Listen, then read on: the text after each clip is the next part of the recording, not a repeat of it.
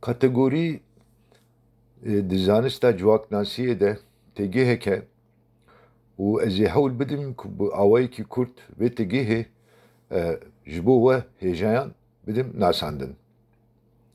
Ji civatokên mirovan ên ku di navbera wan de nêzîkatiyek fîzîkî tune lê ji heyla civakî ve xwediyê taybetiyên hevparin re kategoriyên civakî tê gotin. Şexs bi gelek şexsên din re bêyî tekilî û hevnasînê di heman kategoriyê de cih digirin.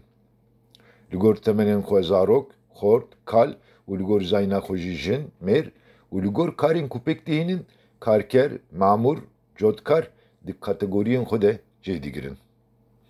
Texlîdên kategoriyên civakê.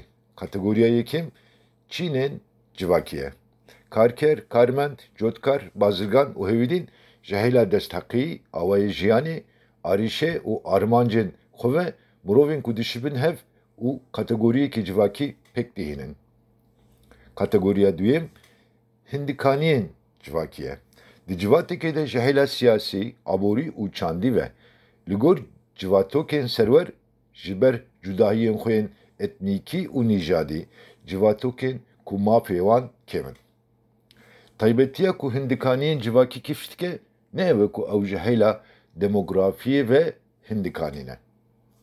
Kategoriya sêyêm girseyên civakî ye. Girseyên civakî ji wan mirovan pêk tê ku bala xwe didin heman tiştî an jî bala wan li ser heman tiştî an jî mijarê ye. Mînak ji heman şaxê sporê hez dikin, piştgirê heman şaxê sporê ne, li heman cûrê muzîkê guhdarî dikin, heman rojnameyê dixwînin û rewşên gelê ku dişibin vê yekê.